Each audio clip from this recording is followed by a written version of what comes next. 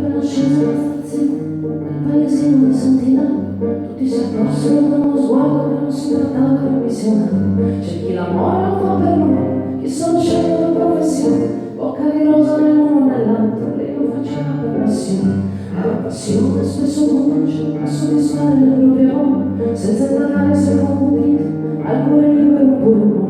E fu così che un giorno all'altro, bocca di rosa si tirò addosso, tira fuori una stradella e niente, a cui aveva sottratto l'osso. Ma le comandi al paese non brillano certo iniziative, le contromisure fino a quel punto si limitavano alla libertà.